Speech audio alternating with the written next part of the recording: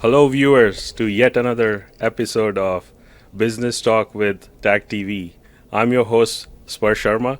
I'm a full-time agency owner in the financial industry.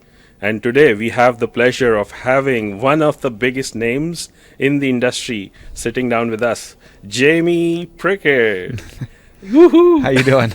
I'm good, Jamie. Excellent. I'm just so excited to have you on the show today. Oh, I'm happy to be here. Thank Looking you forward for to this. taking the time to meet with us. My pleasure. This is going to be amazing I'll because look forward to it. you are the man.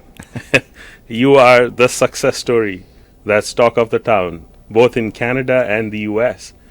Jamie, your story is so inspiring.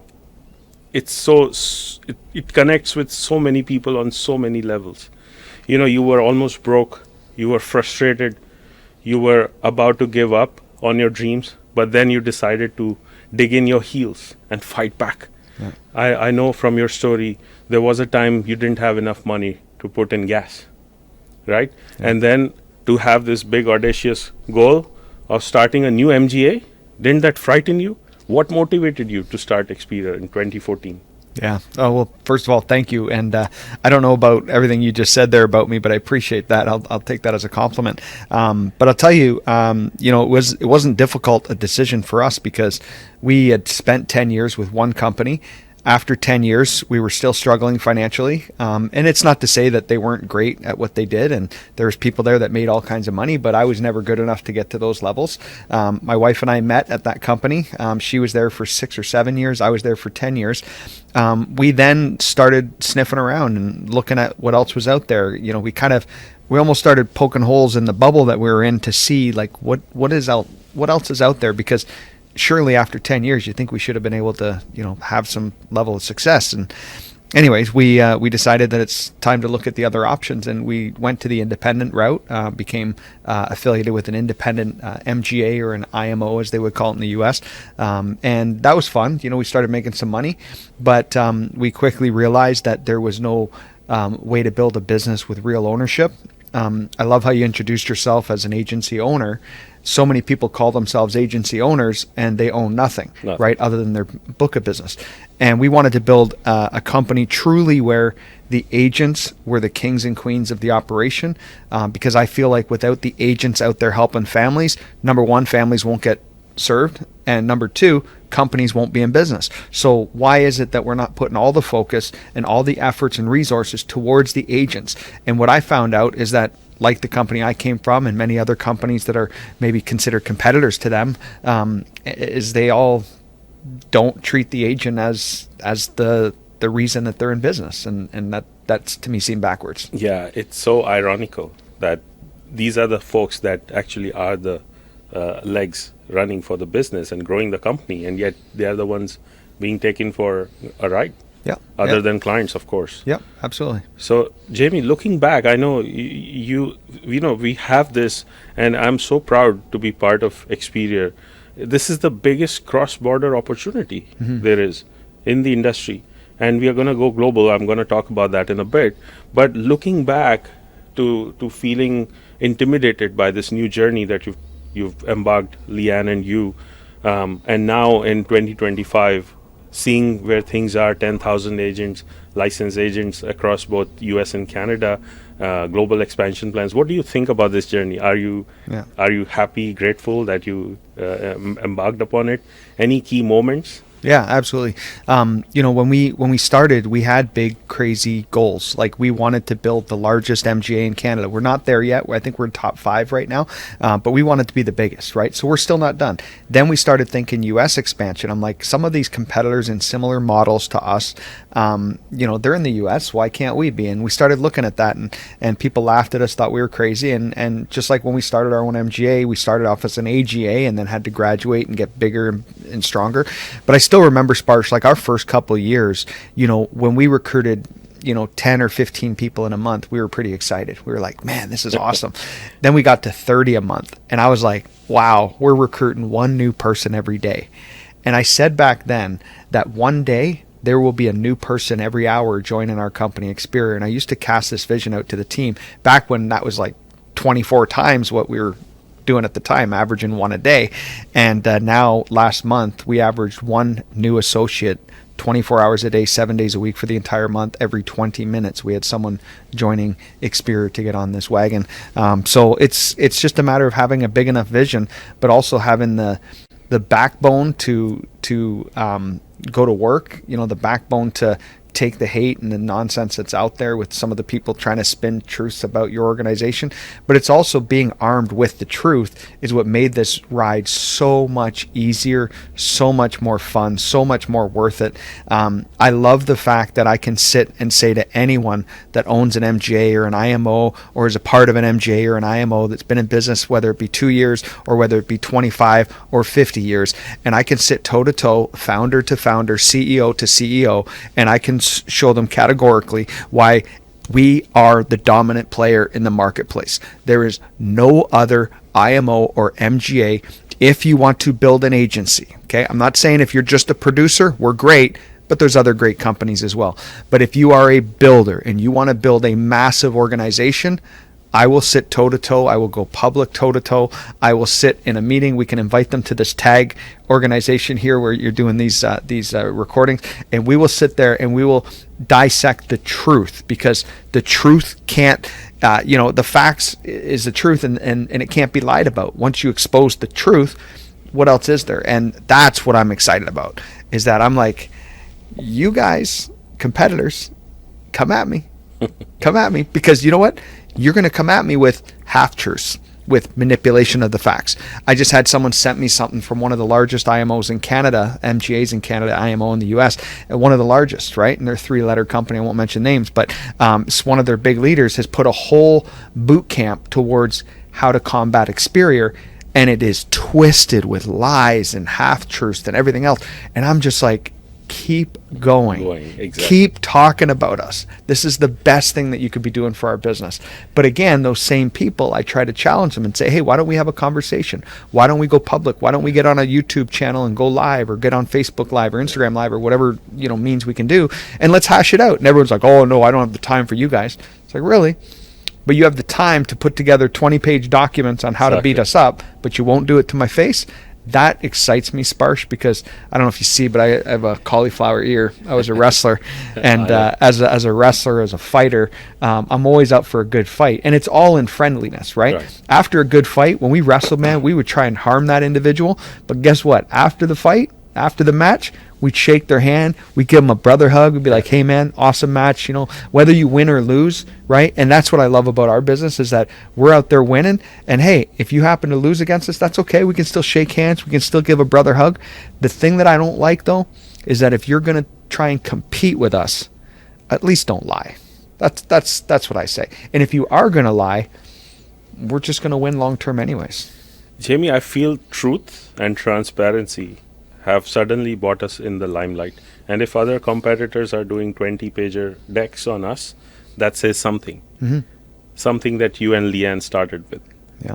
The disruption of the industry. And I think we are at that moment where all the big players in the industry are shaking. Yeah. And they are scared.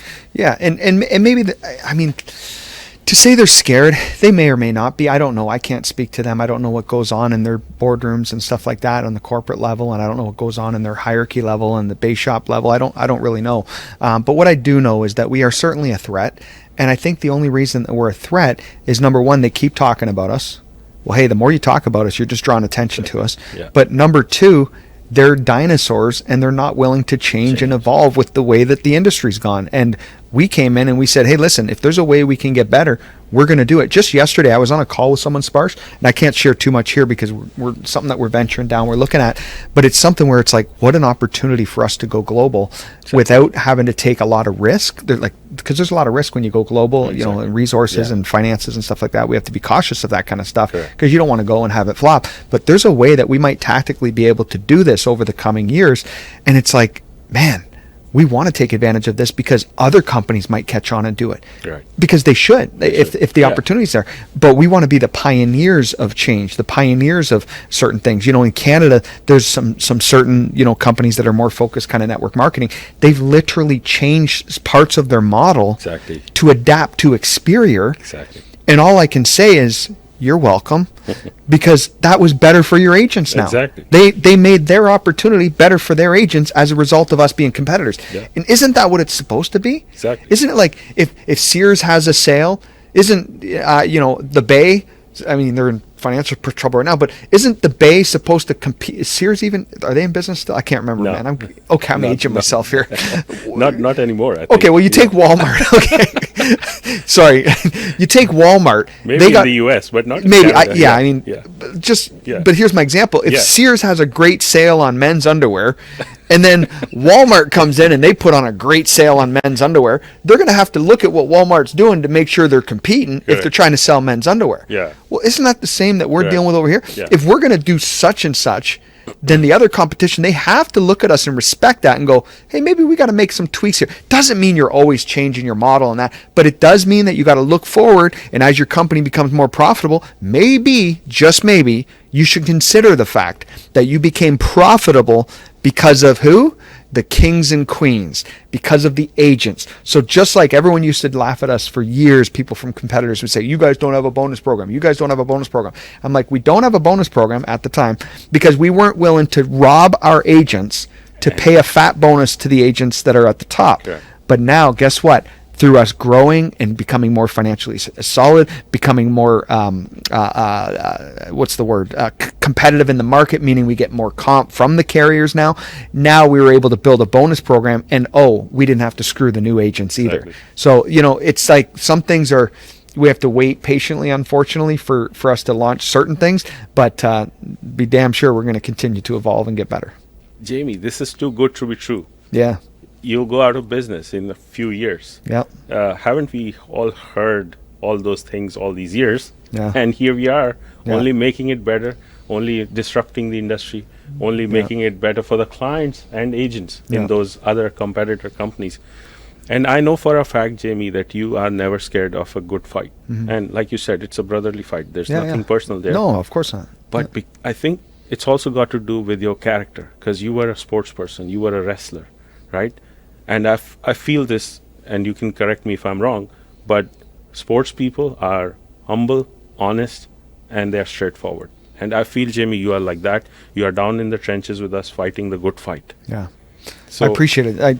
And I can't speak to all sports people. I just know that, I heard this a long time ago, is that once you've wrestled, everything else becomes easy, because it is one of the most physically demanding sports out there. And I feel that way. It's like, I remember cutting weight. I had to cut 21 pounds in 5 days for a tournament. And it's like, man, you want to talk about hard. It's like, I am so glad that I don't have to do that ever again. Do I miss the sport? Do I miss the camaraderie? Do I miss the competition? Of course I do, man. I'm 45 and I wish I was 21 sometimes so I could still do it.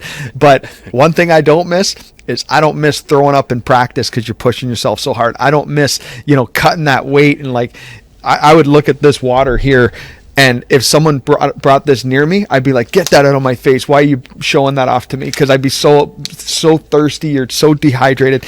And anyway, I find that people that have done sports at a high level, and there's a lot of successful entrepreneurs that have done sports at a high level, it's like, this is easy compared to that, And your sister-in-law is also in sports, and we are proud sponsors. That's right. Yeah, she's in the UFC. She's actually ranked number 6, I believe, right now in the world.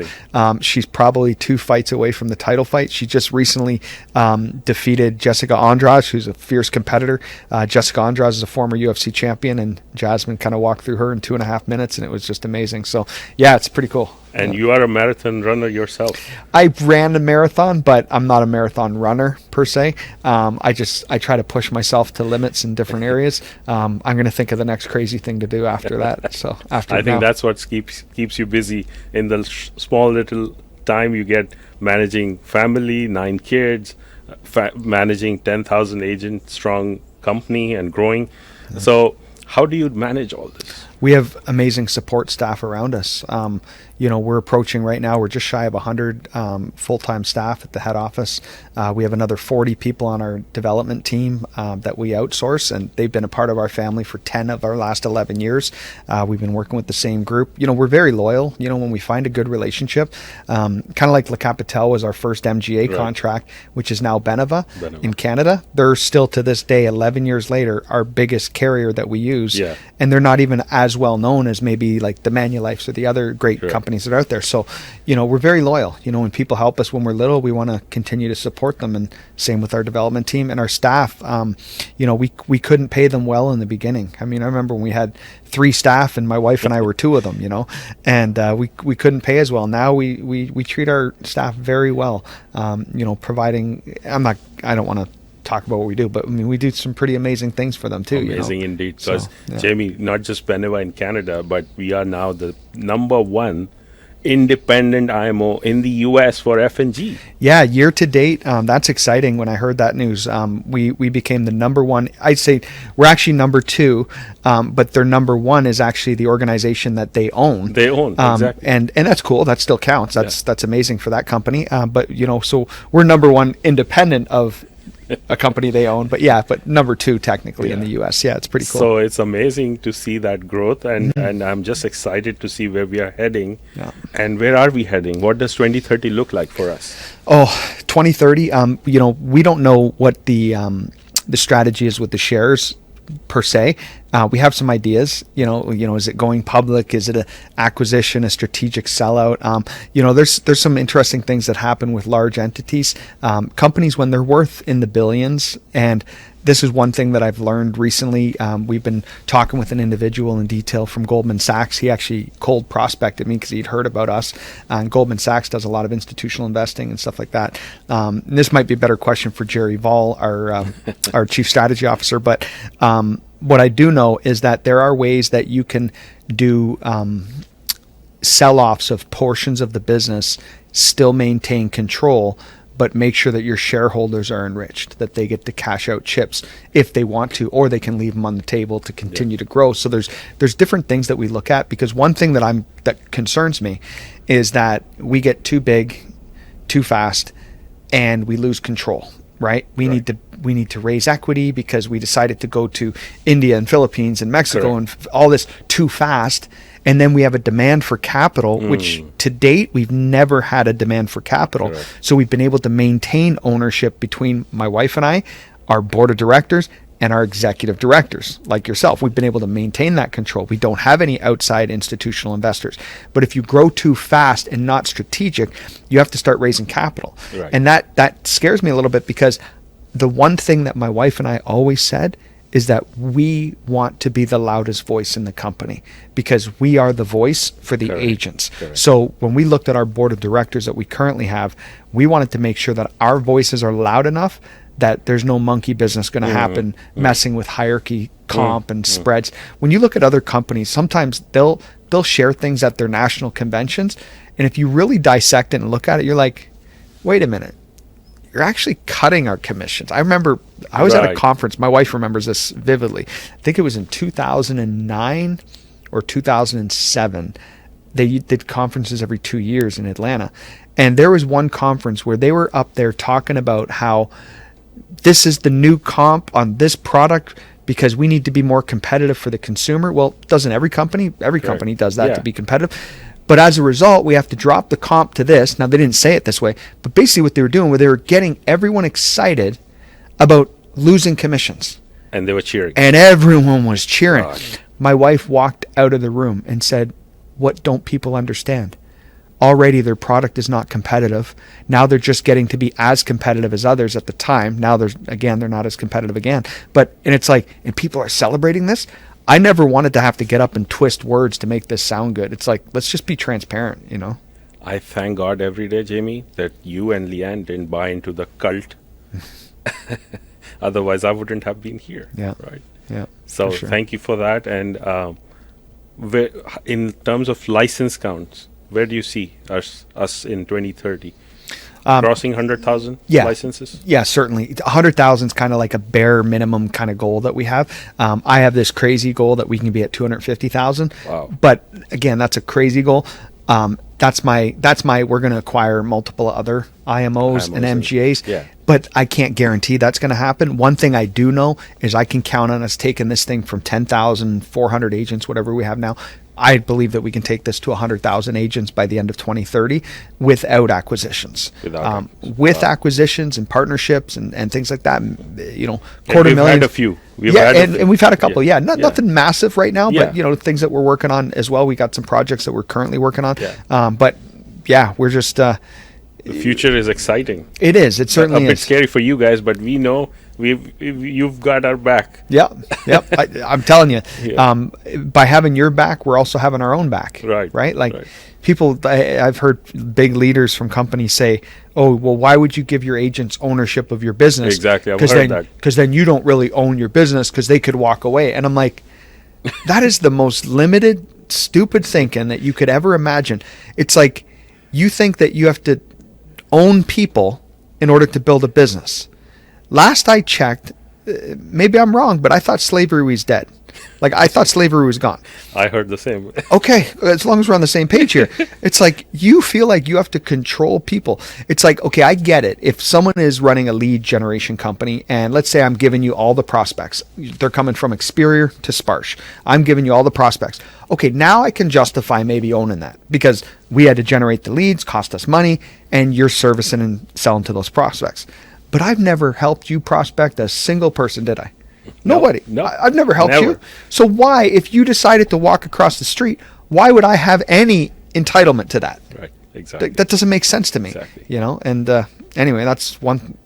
But again, the reason why it doesn't worry us if someone does leave, oh, that could cost you money and everything. And it's like, yeah, it could. However, that means we're not doing our job. So we better level up our game. Exactly. People are going to come and go. Let's just treat people fair, and the right ones will stay, and the ones that aren't the right fit will decide to leave. And yet our attrition numbers are at an industry low Yeah, that's right. Absolutely. compared to all the other IMOs and Yep. MBAs. Yep. One of the reasons that we can grow as fast as we can without recruiting 100,000 people a month is because we actually retain a lot of the people that we're recruiting, right? Yeah. We don't have this, revolving door, Yeah. so to speak. Yeah. So for some of the other whales at other organizations who may be thinking the same as Leanne, hey, why is everyone cheering when the comp is actually going down?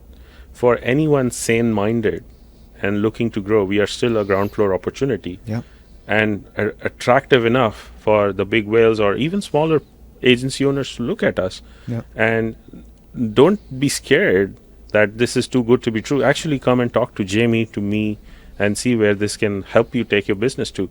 Yep. So what is your message out there, Jamie, to other captive agents, captive agency owners, or at career shops?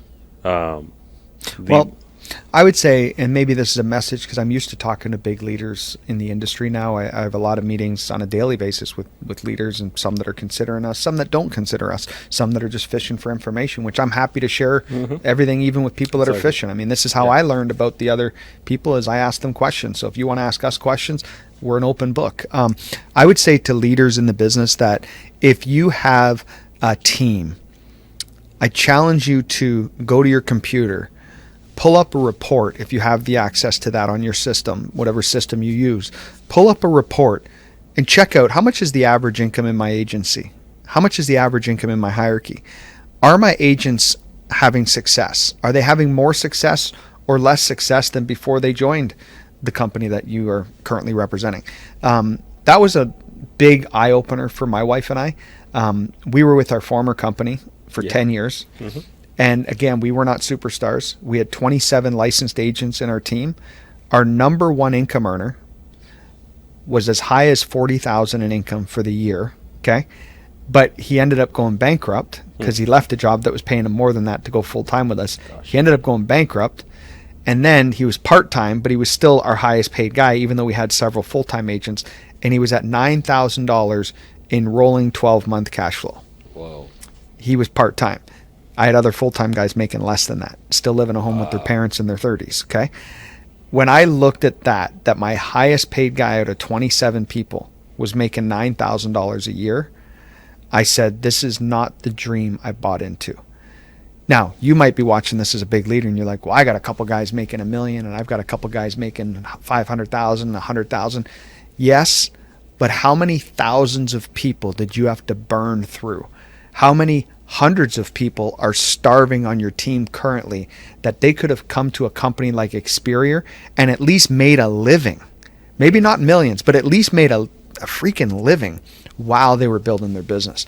And that's what I find with so many of the multi-level type companies out there it's difficult for most, not everyone. Some people are really good at it, but for most people like me, they just weren't good enough. I just wasn't good enough. But we built a company where you don't have to be a superstar to make a great income here. Correct. You can make a great income here while becoming a superstar. You don't have to starve your way to the top, because let's face it, most people aren't willing to starve as many years as many need to get to the top. Sure. So ask yourself, is the opportunity, number one, the same as it was when you started, or has it gotten worse? Has the name gotten worse, the reputational damage that's out there? And then ask yourself, is your team succeeding in the way that you want them to succeed? One thing I can say that I am so flipping proud of how well our leaders are doing, but not just our leaders. I'm so freaking proud how well our senior managers are doing, how some of our SFAs are doing, Correct. how some of our brand new people are doing. That brings me more joy than anything when it comes to our business, is that it's working for the average people. It's working for them. And I'd love to see that. And Jamie, I see that you feel pride when others share their successes. You feel so good. You feel so connected with people, and you remember names. Yeah. I mean, 10,000 licenses, and I would say you easily remember a couple of hundred, right? Easily. Yeah, probably several thousand actually. Exactly. Yeah, I was going to say. I probably know a couple. I probably know a couple thousand people by name. Exactly. For sure. I was going to say that, but I said, okay, maybe at least a couple of hundred, and that's at least a couple thousand. Feat. No, but you know what? It's people's most important subject is themselves, right? Right. It's important that we remember people's names and faces. And I'm not the best with it either. Like I'm not a brilliant man by any stretch, but I do. I find that as soon as people start having any amount of success with us, it just sticks, because it's an emotional connection that I have. Like when I recognize someone getting 6-figure ring, or the builder's watch, or the $250,000 ring, that sticks in here because I know that it's changing their life, and it's like I feel like I'm connected, and it's cool because, you know, it wasn't because of Leanne and Jamie that they're having success. Matter of fact, it wasn't even because of Experior that they're having success. It's because of them at the end of the day. Correct. It's because of you, Sparsh. You went out and did it. You went out and got the 6-figure ring right away, right? Right. But we got to play a little part in that. Yeah, and exactly. that's really cool as a leadership, that you get to help people. You created that platform. You created that winning environment for people to come in and just plug and play and get higher success than they ever imagined. Yep. And where's the fun? You were talking about other $1 million earners in the industry. We have 4 now. Yeah. And my question to all of those people out there, all those $1 million earners out there, is where's the fun if you are actually ripping apart your downlines and filling up your own pockets, whereas they could make more money and the attrition would be taken care of, and you can still make your millions here. Yeah, and I get it, because a lot of them paid their dues, right? There's people that work 10 years, 20 years, 30 years to make $1 million, and they had the same opportunity that the next guy had, but they took bigger advantage of it. I would still argue that the industry's changed. Has your organization? Correct. You know, it sucks. You know, I would hate the dilemma if I was one of those intergalactic superstars that was able to make $1 million outside of our company. If I could make $1 million at my old company, for example, I would absolutely hate the dilemma that y'all have, in that you have to walk away from that and take a chance on a company that you've been bad-mouthing for the last 5 years. And, you know, but I will say this, you wouldn't be the first. You Correct. Certainly won't be the last. Yeah. But my heart goes out to people that are making big money and they don't know what to do. I know people personally that are at my former company and other companies that they don't like the company. Yeah. But they're making $500,000 a year of passive income. So where do they go? Exactly. And they're afraid to start over. And that's okay. That's okay. I mean, hey, you've been blessed. You built a great business. You know, for me personally, I'm cut from a different cloth. I can't stomach it. Yeah. I swear to you that my wife and I, if I was working at some of the many other companies out there that I see their models and how unadvantageous they are for new people, my wife and I could be making $1 million a month and we would have walked away from that. Yeah. You know, to me, there's more to life than money. And it's the pursuit of goals. And the other cool thing, and one thing that Frank DeLeo, one of our great leaders, first $1 million earner, talks about, is that he wanted to know if he had what it took to put a company on the map. Well, guess what, Frank? You had what it took. Yeah. You helped us put this company on the map. Correct. And so many of our other great leaders. Well, the question for other leaders out there is, do you have what it takes to help us continue to put this company on the map? Do you have what it takes to help us bring this thing to the largest, most powerful financial services machine in the history of the industry? Because that's where we're going. Yeah. So, And the equity event hasn't happened. nope. And there's Pre-equity. no other IMO in the US or MGA in Canada that does the legacy program like we do. No, there's none. They pretend they do. They think they do. They don't. We are the only one that I know of, and I've looked at them all. Yeah. You name me any 3-letter company, I can tell you right now they don't Yeah. have the same, or even a competitive one to what we have for beneficiaries, licensed or not. I mean, it's pretty incredible what we've put together. Yeah. So, Jamie, every time I speak with you, I always get excited. You are the kind of leader that brings out the best in people. Appreciate You know, and you are no way are you average. You have changed so many lives, and we are on this mission to fix the industry. And I'm so blessed to be in business with you, to be a little bit of a small part of being this change agent in the industry. I feel blessed to be in business with you. Appreciate it, man. I really would like you to, if you have any final message for people out there, for our viewers, for business people who are thinking of starting MGAs, IMOs, any final word for Yeah, them? yeah, absolutely. I would just say, do your homework, right?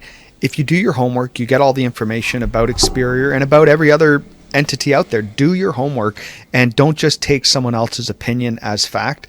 And don't take maybe you've even met with someone from Experior before and you're like, it's hogwash, doesn't make sense. And then here's the CEO saying, it's the most amazing thing in the world. Well, that contradicts. So either I'm completely full of crap or that person maybe didn't articulate the message quite the same as it maybe should have been articulated. Because in every organization, there's people that are not as educated that can't explain the model as well as others. So I would just encourage you to do your proper due diligence and research. And listen, if we're wrong and you're right, and you love what you're doing and you're changing lives and you're helping people and the families out there that need service, then keep doing what you're doing. God bless you. I wish you nothing but success because this is an amazing industry. But if you feel like anything that we said resonated or it sounds, hey, maybe there is some truth to what Jamie and Sparsh are sharing here today, then make sure you get your homework done. You know, don't just sit back and let life pass you by. This could be the greatest single opportunity of your lifetime. And it's sitting right in front of you and you don't even recognize it because you're not willing to do the proper homework yourself. So that would be my encouragement to the people watching. Thank you, Jamie. I really appreciate all the wonderful nuggets and me getting to know some more about you. And until next time, I really wish us all the best. And thank you again for coming. Right on, man. Appreciate it, buddy.